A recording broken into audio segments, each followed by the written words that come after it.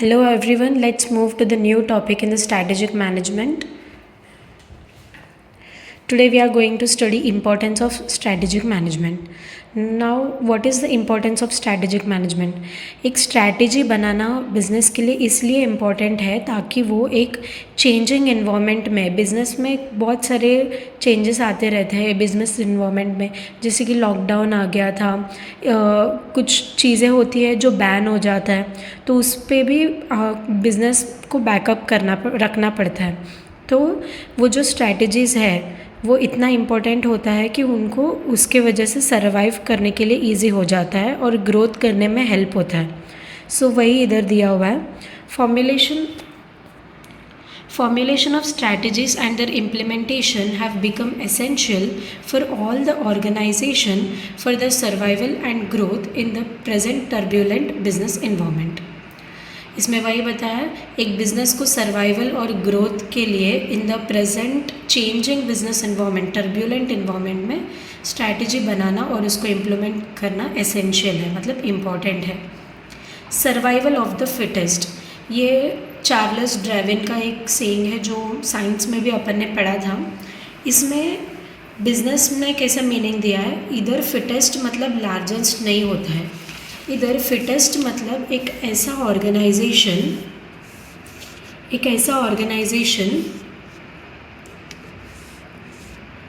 जो business environment जो change होते रहता है उसमें अडेप्ट करके सक्सेसफुली सर्वाइव कर सकते हैं, वैसा इन्फॉर्मेशन स्ट्रॉन्गेस्ट होता है, यानी स्ट्रॉन्गेस्ट बिजनेस, लार्जेस्ट नहीं स्ट्रॉन्गेस्ट, जो चेंजिंग बिजनेस इन्वायरमेंट के साथ खुद को चेंज कर सके।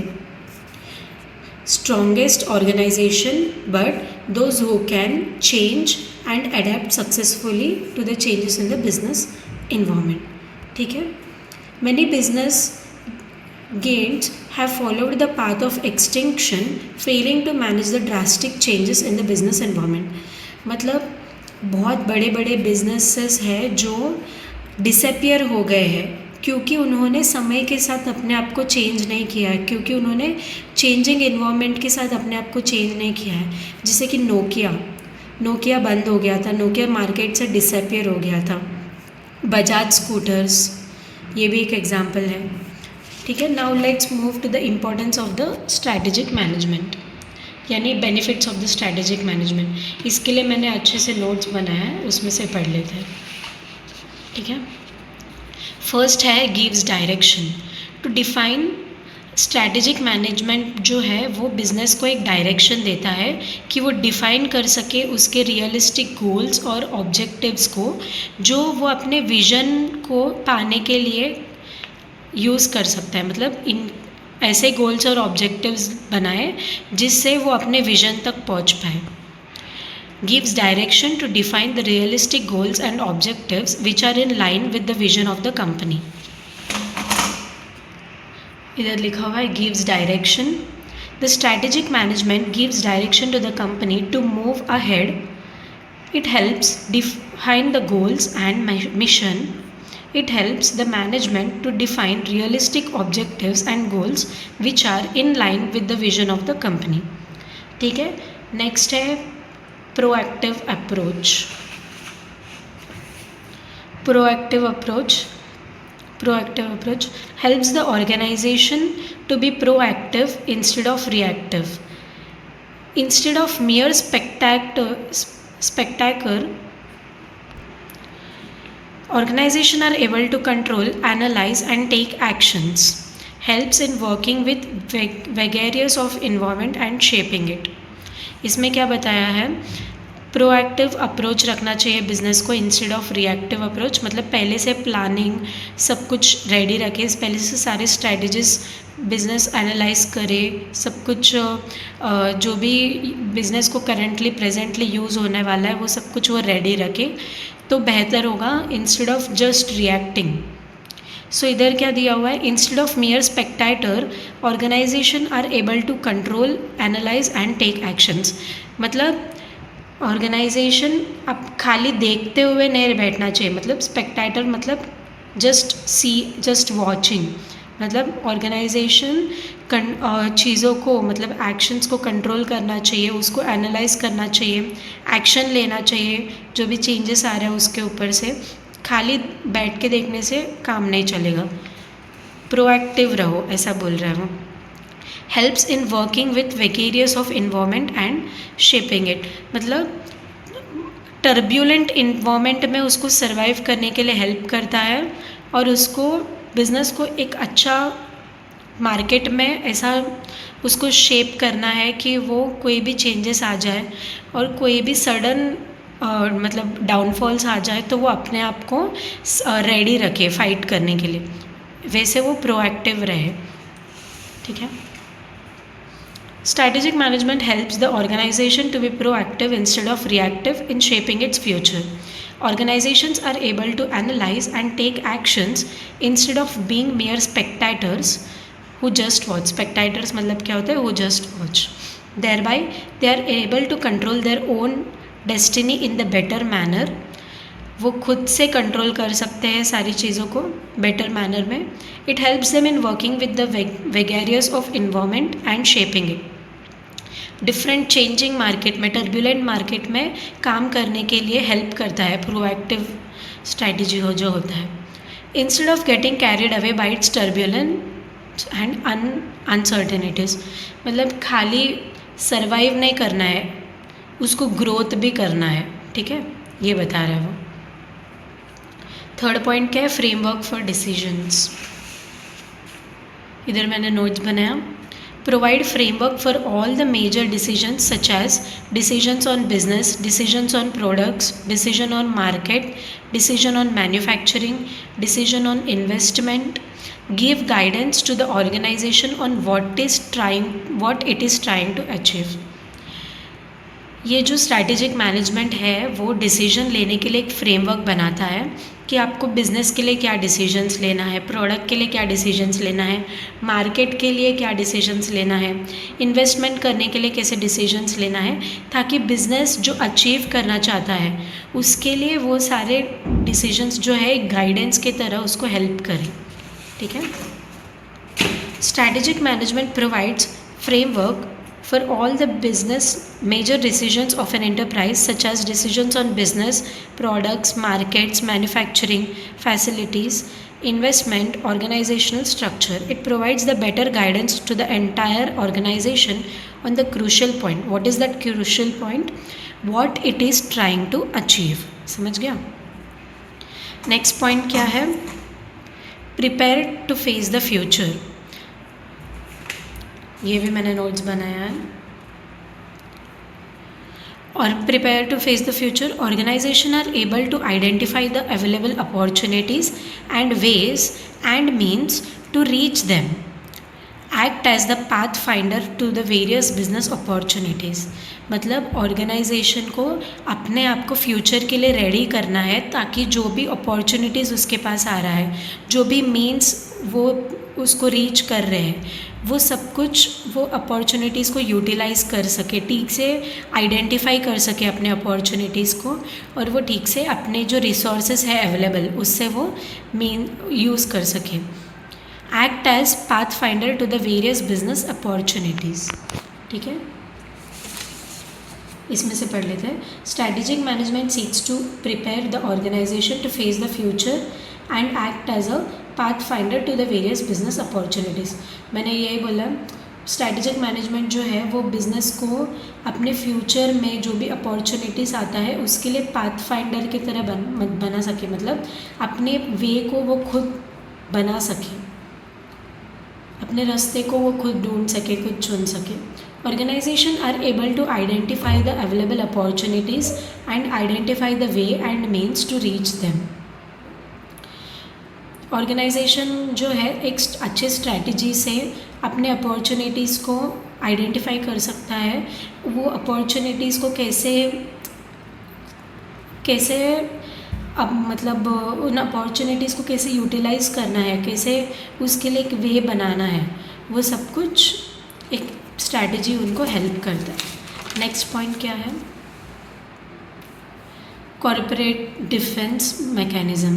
ये कॉर्पोरेट डिफेंस मैकेनिज़्म क्या होता है? कॉरपोरेट डिफेंस मैकेनिज़्म मतलब मार्केट में जो भी थ्रेट्स है, जो कंपनी मिस्टेक्स कर सकता है, जो पिटफॉल्स है, उन सबको बचाने के लिए, अपने आप को कंपनी बचाने के लिए जो स्ट्रैटेजीज़ और एक्शंस कंपनी यूज़ करता है उसको कॉरपोरेट डिफेंस मैकेनिज़्म बोलते हैं। इधर क्या दिया हुआ है, strategy management serves as corporate defence mechanism against the mistakes and pitfalls. It helps the organization to avoid the costly mistakes in product market choices or investment. ठीक है. Next point है longevity of the business. Strategy management helps to enhance the longevity of the business within the state of competition and dynamic environment. It may be challenging for the organization to survive in the long run. इसका मतलब क्या है, पहले तो company strategy management जो है company को लंबे समय तक कंपटीशन में लगे रहने के लिए, मतलब टिके रहने के लिए मार्केट में हेल्प करता है. नेक्स्ट है जो भी डायनामिक इन्वायरमेंट है जो चैलेंजिंग रहता है कंपनी को, एक स्ट्रैटेजिक मैनेजमेंट हेल्प करता है ऑर्गेनाइजेशन को मार्केट में लॉन्ग रन के लिए सर्वाइव करने के लिए. Next, it helps the organisation to take the clear stands in the related industry and make sure that it not just surviving on luck. Actions over expectations is what strategic management ensures.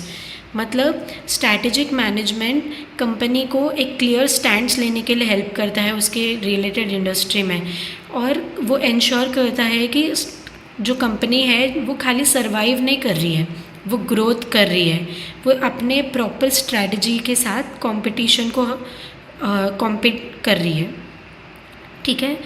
एक actions और expectations मतलब क्या हो गया, अभी expectations मतलब company plan करेगी और उन प्लान करके उसके ऊपर काम करेगी, एक्शन लेगी, फिर रिजल्ट आएगा.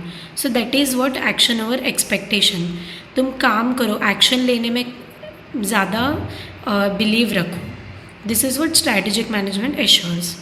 Next point, strategic management helps the organization to develop the certain core competencies and competitive advantage that would facilitate assist in its fight for the survival and growth. मतलब क्या बोल रहा है, स्ट्रैटेजिक मैनेजमेंट कंपनी को ये help करता है कि उसको लॉन्ग रन में बने रहने के लिए, सर्वाइव करने के लिए उसको कुछ यूनिक करना है, अपने कंपटीशन से उसको कुछ अलग करना है, यानी core competencies and competitive advantage उसको मिलेगा. ठीक है. ये हो गया. इधर डायग्राम भी दिया हुआ है, ये रीड कर लेना डायग्राम, इससे मेमोराइज करने में हेल्प होएगा. Then limitations of the strategic management. ये जो limitations of the strategic management है उसके लिए मैंने बहुत अच्छा नोट्स बनाया है. Can you C.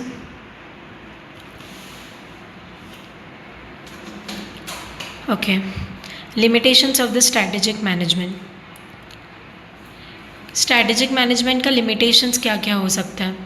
एनवायरनमेंट जो है वो कॉम्प्लेक्स है, टर्ब्यूलेंट है, यानी चेंजिंग एनवायरनमेंट है, अनप्रेडिक्टेबल एनवायरनमेंट है. एनवायरनमेंट जो होता है वो कॉम्प्लेक्स टू अंडरस्टैंड होता है, मतलब एनवायरनमेंट को कुछ अपन अंदाज़ा नहीं लगा सकते. देन एनवायरनमेंट एस्टिमेट्स में जो स्ट्रैटेजिक मैनेजमेंट एस्टिमेट्स लगाता है वो रॉन्ग भी हो सकता है पूरी तरह से, और जो भी प्लान्स किया गया है वो सब कुछ जियोपर्डाइज हो जा सकता है, मतलब सब कुछ फेल हो सकता है. Then it affects the organisation को अपने सप्लायर्स से, कस्टमर्स से, गवर्नमेंट्स और एक्सटर्नल फैक्टर्स से डील करना पड़ता है, उसको भी वो अफेक्ट करता है. ठीक है. इसमें ये ना मैंने मेमोरी के लिए बनाया है, रीडिंग पर्पस के लिए नहीं है ये. Environment is complex and turbulent, ये सब कुछ कीवर्ड्स हैं. Environment is complex and turbulent. Environment is complex to understand. The estimates which are made, they all may go wrong and it may jeopardize all the plans. It also affects the organization in dealing with suppliers, customers, government and external factors. इसमें example भी दिया हुआ है two-wheeler electric vehicle के बारे में.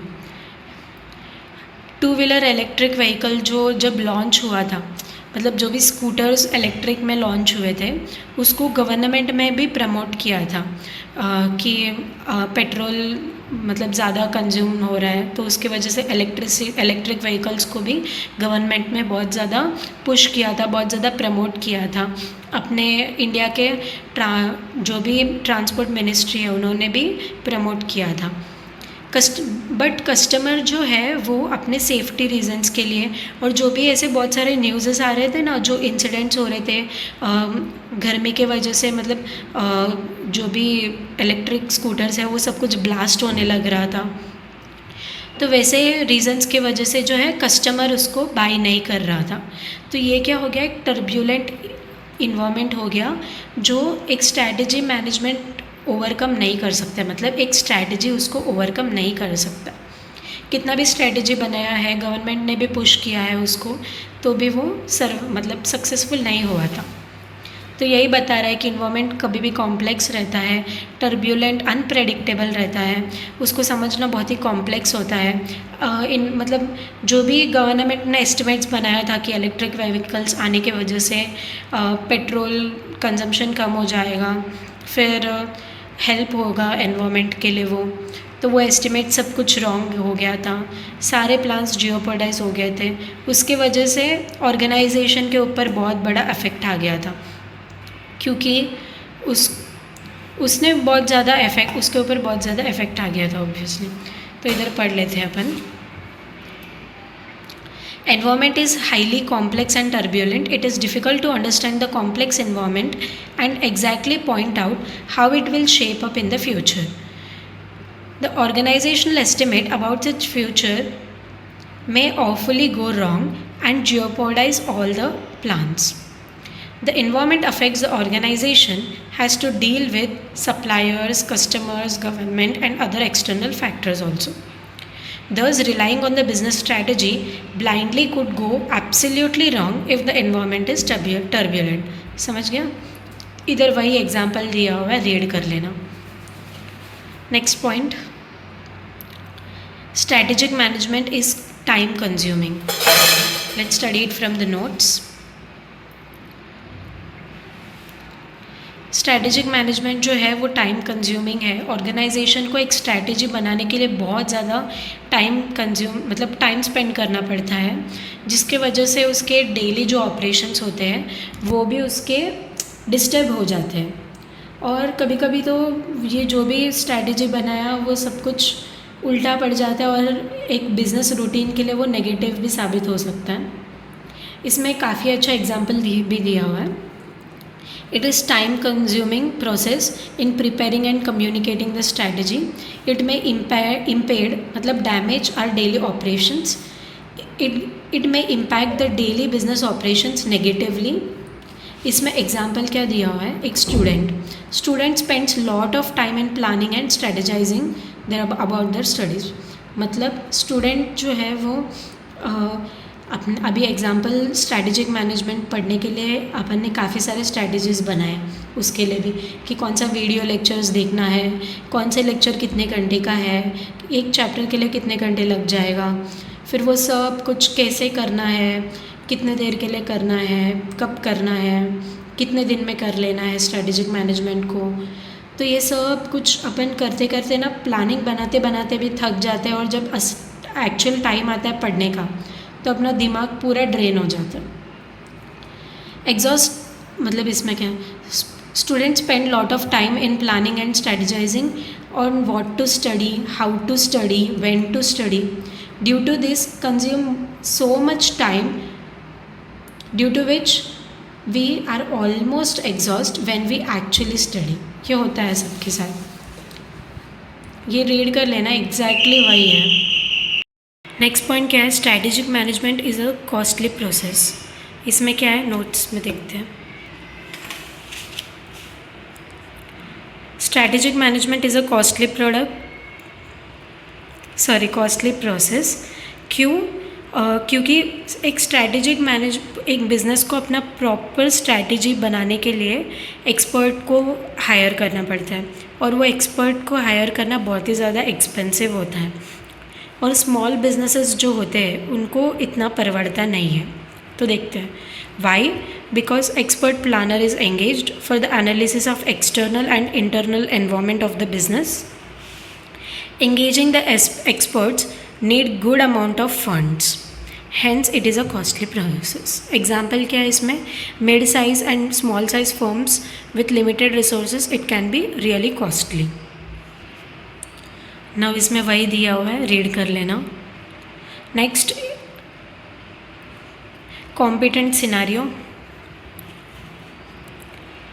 इसका एक और लिमिटेशन क्या है, कॉम्पिटेंट सिनारियो मतलब अपना कंपटीशन जो है वो क्या स्ट्रैटेजी बना रहा है, उसका क्या स्ट्रैटेजिक प्लान है, वो अपन एस्टिमेट नहीं कर सकते हैं. और दूसरा, अपन अपने कंपटीशन से आगे बढ़ने के लिए जो प्लान बना रहे हैं वो रॉन्ग भी हो सकता है पूरी तरह से. ठीक है. Difficult to clearly estimate the competitors response to the firm strategy. अपने स्ट्रैटेजी के लिए बिजनेस एनवायरनमेंट का कैसा रिस्पॉन्स होगा वो भी एस्टिमेट करना बहुत मुश्किल है. And it is difficult to gauge the competitor strategic planning.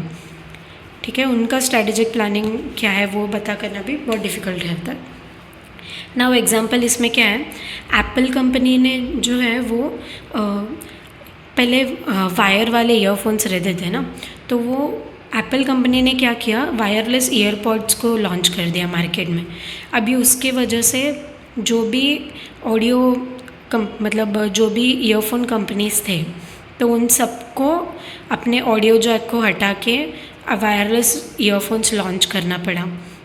तो यही दिया हुआ है example. Apple change the market by choosing wireless earphones by removing the 3mm audio jack from iPhone. Now all the major speaker brands kept efforts to wireless earphones development and compete with the new entrants. अभी सारे जो भी speaker brands हैं उनको भी उसमें shift होना पड़ा, उनको भी अपना जो टेक्नोलॉजी है वो डेवलप करना पड़ा ताकि कंपटीशन के साथ वो बने रहे और वो मार्केट में टिके रहे. इसमें अभी वही है, रीड कर लो आप लोग. Okay, thank you.